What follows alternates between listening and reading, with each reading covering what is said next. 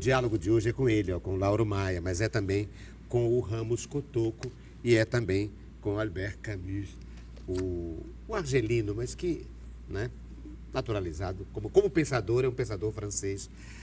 Não é nada disso, minha gente, e ao mesmo tempo é com tudo isso, porque a dialogadora de hoje tem a ver com todos esses autores. Lauro Maia, Ramos Cotoco, Albert Camus e muitos outros. Eu me refiro à historiadora Luísa Rios, que está aqui. Luísa Rios, que me trouxe entre os objetos para pautar o nosso encontro, a historiadora, doutora em educação, Luísa Rios, um livro do Albert Camus. Por quê? Ela que estava aqui no sertão, na crônica da Fortaleza do século XX, no começo do século XX, agora me traz Camus. A minha primeira paixão, assim, que eu tenho em mente foi a literatura, né? Eu sou uma apaixonadíssima pela literatura. Qual é o livro? E esse livro impactou muito a minha vida. Por quê? Porque a história é muito interessante, né? Um cara que ele vai para uma praia e ele mata um homem, né? E ele vai ser condenado à morte por conta desse homicídio. E lá na cadeia ele começa a pensar sobre a vida, né? Sobre a finitude da vida, sobre o absurdo da vida, né? E essas questões, elas fervilharam muito na minha cabeça quando eu li, né? Nossa, a vida realmente, ela tem sentido? Tem sentido a vida? Para você, Ricardo? É muito interessante, porque no começo que ele vai entrar na cadeia, né, na prisão, ele parece completamente insensível à própria sentença de morte dele, né? E depois ele vai pensando e ele não tem tempo para chegar a uma conclusão, mas nós, leitores, ficamos ali depois de acabar o livro, pensando, refletindo, né? Qual o sentido da vida? Talvez, segundo o autor, talvez ela não tenha sentido, né? A gente tem que dar um sentido, uma reflexão própria para ela. E esse sentido, ele vai se refazendo com o passar dos anos, né? O que me faz sentido hoje, talvez não me faça amanhã. Então, assim, para mim, é a minha Bíblia. E é engraçado, quer dizer, é curiosíssimo, talvez a particularidade desse autor é exatamente que ele junta ficção, quer dizer, ficção, história, né? Com reflexão. Sim. Né? Quer dizer, a partir de uma história... É praticamente uma obra... banal, né? Sim, um homem que matou o outro e tal. E é uma obra... que vai preso. Literatura filosófica, né? Literatura filosófica. Esse é o nome.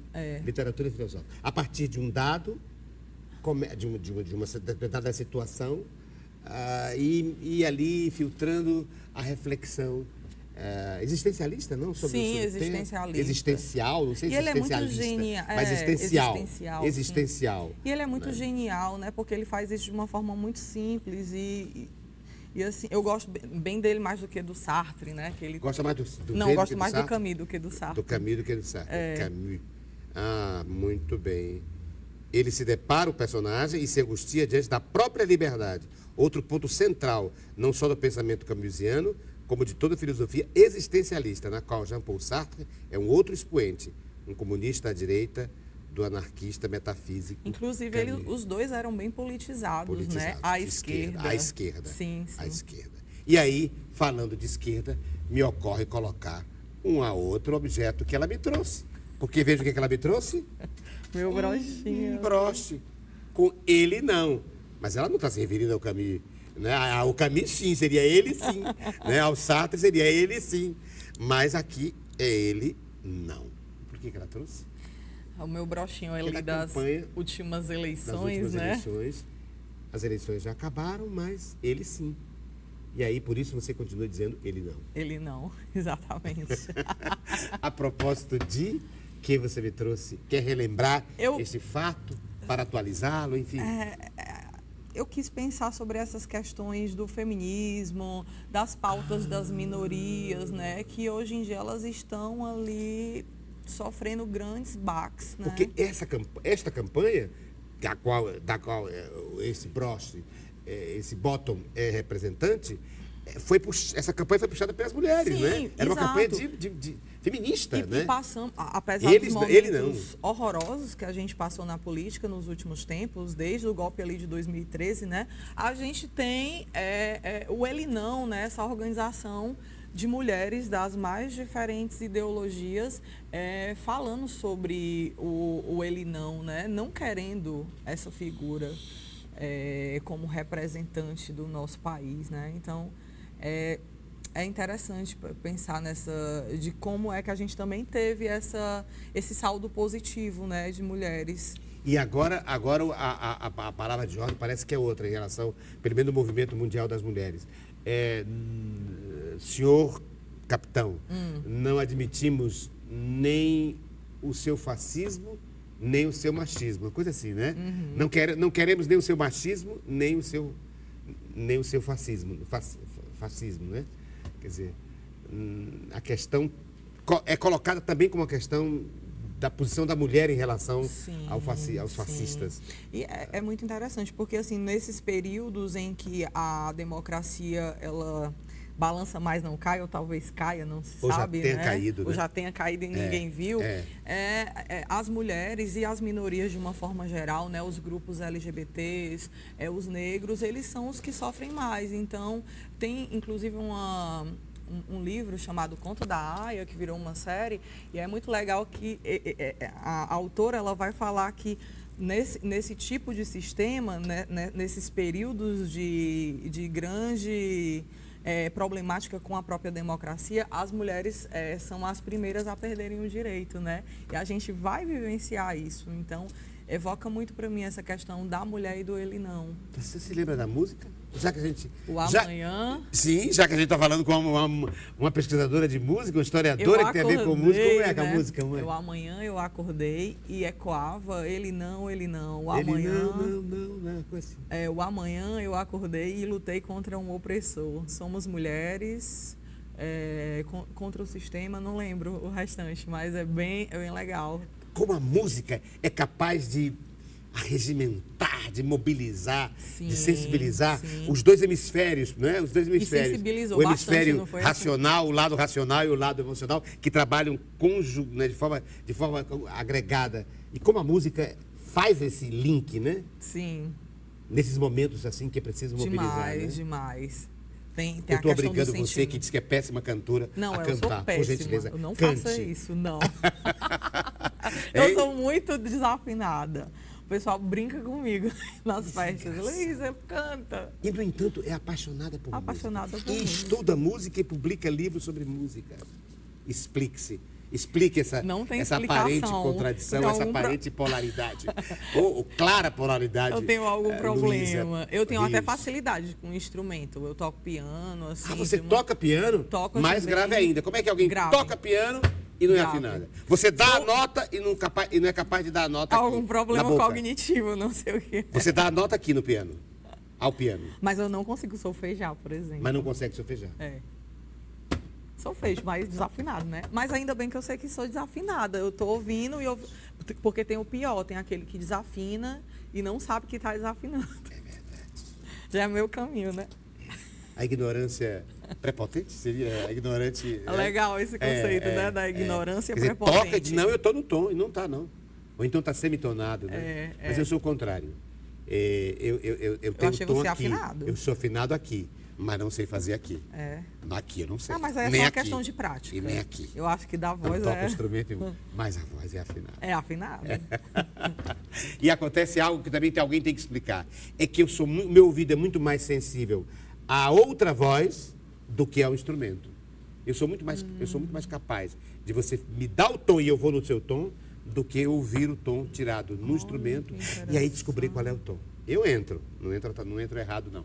Eu entro no tom, mas eu tenho uma certa dificuldade. Mas acho que é prático. Interessante, também, né? talvez. Você me dá no piano, e eu não sei, às vezes eu não tenho uma certa dificuldade. Mas se você disser no tom, na sua voz, eu sou absolutamente fiel ao que você está estabelecendo. Mas olha, além de música, parece que ela me trouxe cinema para pautar. Sim, foi cinema, sim. Ela me trouxe um DVD de um filme chamado Ela, a história de amor. Olha, vencedor do Oscar, melhor roteiro. Com a palavra Luísa Rios.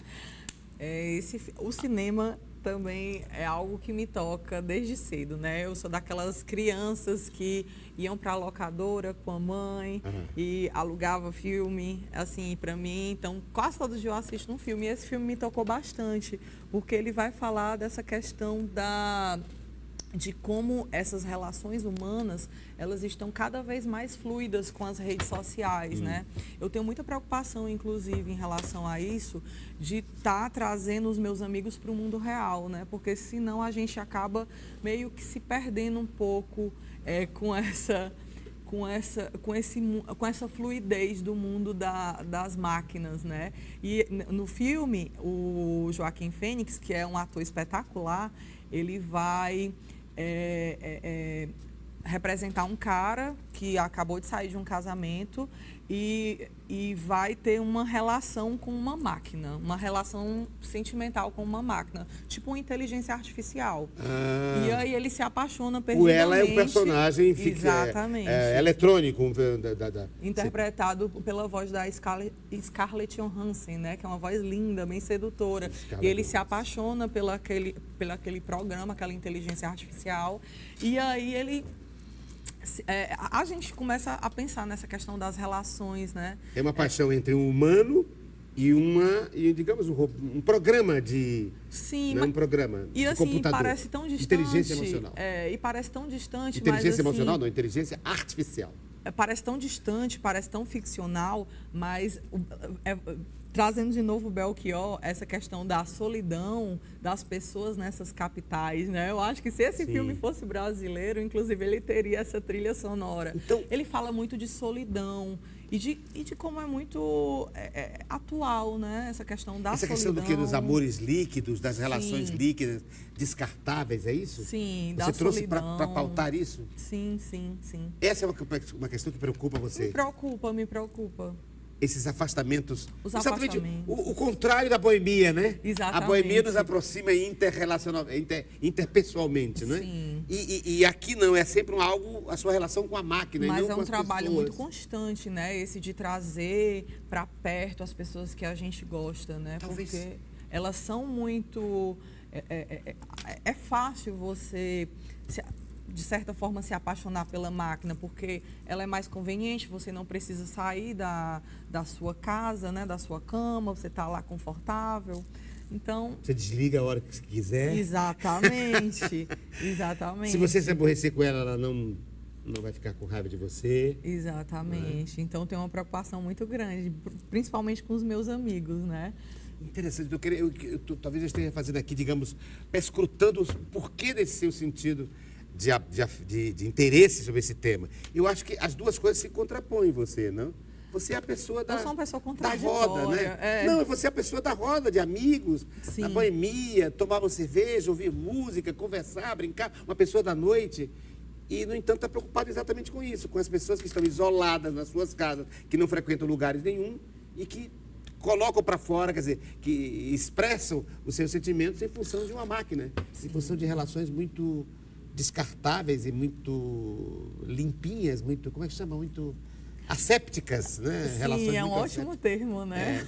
Relações muito assépticas, né? É. Sem suor. Você pode, Sem lágrimas. Sem lágrima, Né? sem choro. Você pode, inclusive, fazer sexo, Exatamente. não é?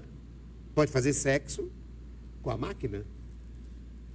E aí, eis, né, a problemática da pós-modernidade, né? Até que ponto nós iremos, a fluidez dessas relações, me preocupa. Que a gente perca A sensibilidade, essa humanidade, né? essa relação. Essa relação dos corpos, de você estar aqui, o olhar, o olho no olho, né? A música também está aqui, né? Porque a música hoje já não é mais, não depende mais da indústria fonográfica, de gravação um disco. Você pode ter a sua playlist, você, né, faz Sim, o seu próprio sim. disco As e pessoas fica não ouvindo em casa. escutam mais um disco inteiro, um CD inteiro, né? Exato. Tem os A música ao vivo aplicativos. cada dia, né? Menos, né? Menos. Menos. E o seu mundo, né? É o mundo das relações interpessoais. Sim, É o sim. mundo da noite, é o mundo do violão. Engraçado o violão. O violão era tão marginal e depois, exatamente por causa de Catulo da Paixão Cearense e de Alberto Nepomuceno, a música, o violão passou a ter Ele ganha as salas de concerto, Ele ganha a sala né? de concerto, o Instituto de Música, né, do Rio de Janeiro, né? Sim. Você também... Essa relação que se tem com a cultura popular é uma relação muito complicada e contraditória, né? Parece que tem que ser lapidada, passar pelo o olhar do intelectual para que ela seja aceita. Até o samba também, né? Sim, Até o samba também passou por isso, sim, né? Só vai ser reincorporado depois que admite alguns contágios, né? Alguns contatos. Olha o que ela me trouxe. Tempo. Será que é o tempo que ela quer marcar? Ela me trouxe um relógio. Mas vejam, um relógio parado. Parado, tava. Tá parado, tá? Ou Não, tava. Tá funcionando? Tá funcionando. Tá? Eu acho que tava. Tá funcionando. Então fala sobre essas duas coisas. O tempo que parar no tempo e o tempo que se aciona, que se dinamiza. Pronto. É uma das questões importantes na minha vida, essa questão do tempo, né? Porque ela traz eu sou ariana, né? Então ele traz uma certa ansiedade, né? A questão também de como nós estamos aproveitando a nossa vida, o tempo. Tem um artigo de um historiador chamado Thompson, Tempo, Relógio e Capitalismo, em que ele vai pensar essas questões de como o capitalismo ele vai trazer uma nova dinâmica do homem e o tempo. E é muito interessante porque o homem ele vai passar muitas horas da vida dele trabalhando e dormindo. E as horas de lazer que ele tem com essa relação com o trabalho no capitalismo é muito pequena, né? Então, eu me preocupo muito em estar utilizando esse meu tempo de uma maneira mais eficiente, e a pesquisa e a educação acaba trazendo um bem-estar muito grande para mim, né? Essa questão de dar aula, de estar pesquisando, são duas coisas importantes para mim. E assim, mas trazer também esse bem-estar, eu acho que a gente tem que pensar de uma forma para trazer o outro, né? A gente não pode estar pensando apenas no próprio umbigo, né? Trazer o outro para esse bem-estar social, essa dinâmica onde o tempo não é aquele tempo escravo, que traz só essa questão da relação do trabalho, né? Então, o tempo para mim é algo bem presente. Eu estou sempre pensando nele, né? Acho que a gente não pode... Até porque eu não acredito em vida após a morte. Então, eu me preocupo muito com o meu tempo e o tempo do outro. E você é historiadora. Sim. Qual é a grande matéria-prima, né? Não é? De um historiador? Passado, presente futuro, estão O intricados. tempo todo, o presente olhando o passado, não? Sim, a história se faz assim, né? Do filtro do presente, sim. do olhar do presente em relação o olhar ao passado. do presente que está sempre se modificando nessa relação do presente com o passado. E depois que a gente passa por baques, como a gente está passando depois aqui do golpe, talvez a gente esteja olhando o período da ditadura militar diferente, né? Agora é sempre aquele olhar do presente revisitando o passado. E esse passado, como o homem é sempre aquele sujeito que se transforma no tempo, né? Ele vai sempre trazendo um outro olhar dessa história. Então, é muito interessante. Essa relação do tempo para o historiador, ela é muito cara, né? E para mim, de uma forma pessoal, e também você é mais cara. O historiador se apropria desse tempo, né? Sim. Porque ele passa a ser a narrativa desse tempo, Sim, né? Ele é o narrador desse tempo. Sim. Né? Então, ele reorganiza o tempo, ele reapresenta o tempo. O tempo ele está em disputa, o passado ele está em disputa, né? As memórias do passado as memórias estão em constante disputa. As narrativas né? estão em constante disputa, né? Essas relações de poder elas são muito permanentes, né? Luísa Rios, você falou de ansiedade. Veja, você está ligado. Nós dizemos aqui que o passado é o olhar filtrado do presente em relação a ele. E dizem que a ansiedade é excesso de futuro. Quer dizer, a gente quer antecipar o futuro. Eu acho que eu tenho um pouco Você é de tempo trio. futuro. Passado, presente e futuro. Sim. Eu acho que eu tenho um pouco essa coisa, essa ansiedade. Essa ansiedade com o futuro, com o tempo, né? Devorar o tempo, hein? Porque eu acho que eu tenho essa dimensão que a vida é muito curta e eu não acredito, né, em outra possibilidade. Não acredito. E talvez por isso, ou faça agora ou então... tem que valer a pena. Tem que valer a pena agora. Sim. E aí vai construindo. E você então, quais são os seus planos para o futuro? doutora, Com o vai Brasil. para a universidade, Com o Brasil sem sem concurso. as universidades públicas sendo sucateadas. Não faço a menor ideia. Estou há 10 anos na educação, sem carteira assinada, por conta dessa questão. O pesquisador no Brasil, ele não é considerado um trabalhador, ele não tem a carteira assinada. Então, são relações, né, que teriam que ser repensadas, mas no Brasil de 2019 é meio que impossível. Luísa né? Rios, antes do objeto surpresa, rapidinho, eu vou colocar o último objeto que ela me trouxe antes do objeto surpresa, que eu vou entregar a ela, e ela vai entregar uma a mim, que é a galinha, da galinha Choca. Ela me trouxe uma lembrança do monumento do Quixadá, velho Quixadá, hein? É Que a você minha me trouxe o Quixadá. relação. Tem um poema do Jada de Carvalho que diz: ó, dá-me o Quixadá. E você me deu o Quixadá. Hein? Essa minha relação com a educação, eu trabalho com essa educação à distância, né? Então, estou há 10 anos caminhando aí pelo Ceará inteiro e por cada lugar que eu passo, eu trago comigo a afetividade dos alunos e pequenas lembranças, né? Mas por que E essa exatamente foi Quixadá? apenas... O Quixadá eu fui muito e foi uma das primeiras que eu comecei a trabalhar como professora de História por lá, na Universidade Estadual Vale do Acaraú.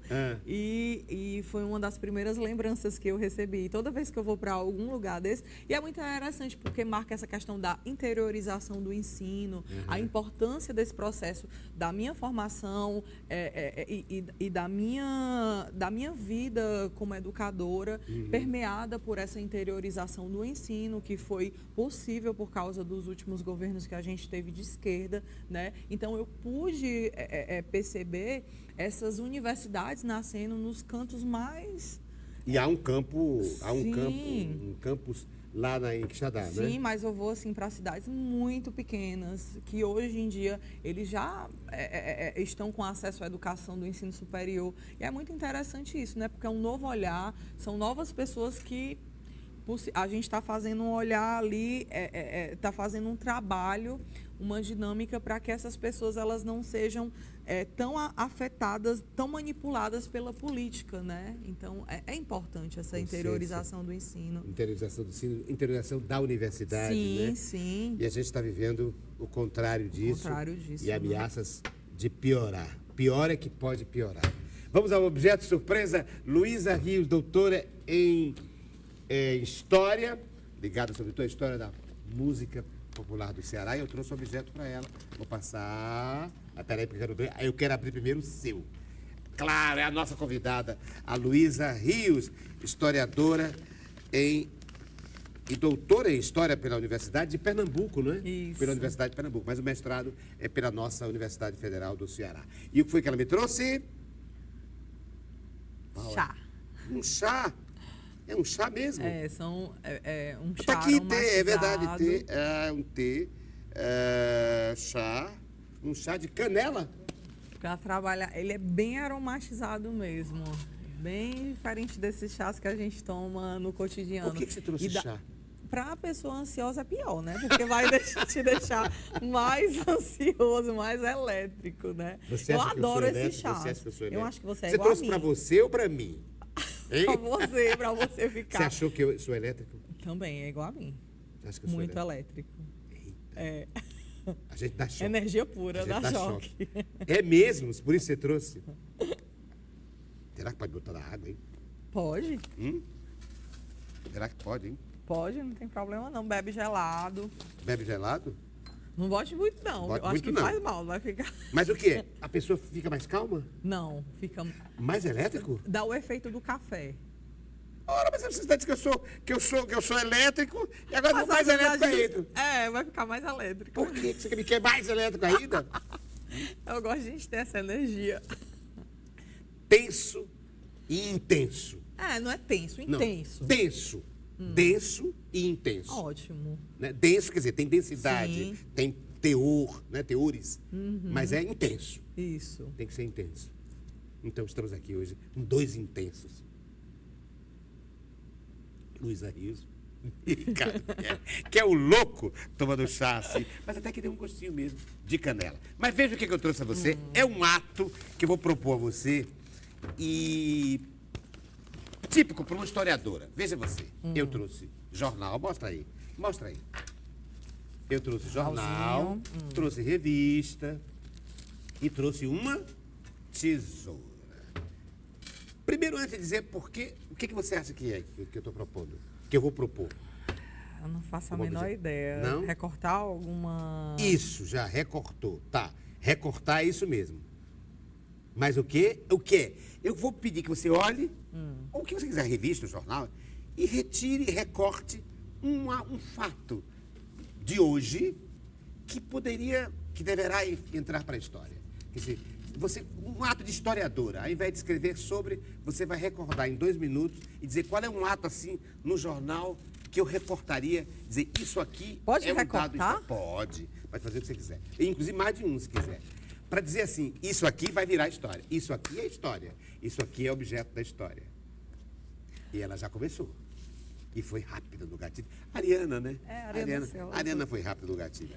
Que vai entrar de uma forma negativa, né? MEC quer criar fundo para financiar universidades públicas no país. O Ministério da Educação quer criar um fundo de natureza privada cujas cotas serão anunciadas na Bolsa de Valores para financiar as universidades e institutos federais.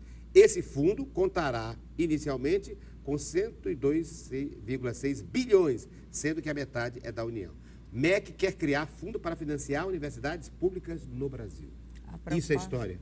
A preocupação que a gente tem no momento dessa privatização das universidades, né? Isso vai repercutir na história do Brasil. Sem dúvida. Não é um ato só de uma notícia do jornal.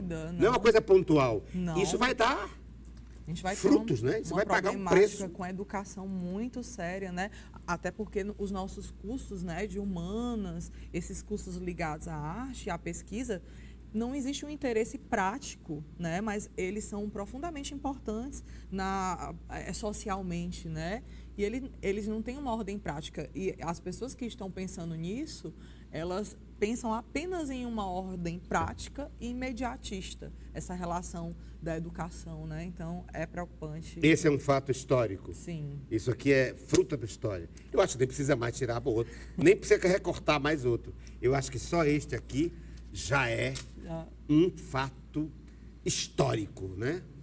Quer dizer, vai ter, como é que chama, repercussão na história do Brasil. Sim. Se isso se concretizar, né? Para que, e na sua visão, é um fato negativo. Extremamente de negativo. desmonte da universidade pública, que é uma obrigação do Estado do Brasil. E, aliás, uma universidade pública que estava em expansão, né? O mais triste é isso, no né? No Ceará, por exemplo, com a Unilab, né? Isso. Com os campos, os campi nas universidades do interior, né? Pelo interior, sim. A interiorização da UFC, a criação da URCA, inserindo, né, outras elites. pessoas, né, classes menores, né, as comunidades, as as cotas, sem dúvida. Né? É muito grave. Olha, estamos então com a historiadora e ela acaba de dizer qual é o próximo passo para a história. A gente vai discutir há algum tempo esse fato que pode mudar para pior, digamos, a história do Brasil. Muito obrigado. Foi lindo você. E olha, foi tão fácil, não foi? Você bateu o olho aí e já na manchete você descobriu um fato relevante. Rapidinho, né? Rapidinho. Coisa de Ariana. Muito obrigado. Obrigado, Luísa Rios, pela sua presença. E eu acho que eu devo terminar como agradecer a doutora Luísa Rios pela sua presença, a historiadora. E eu devo terminar com o tempo, né?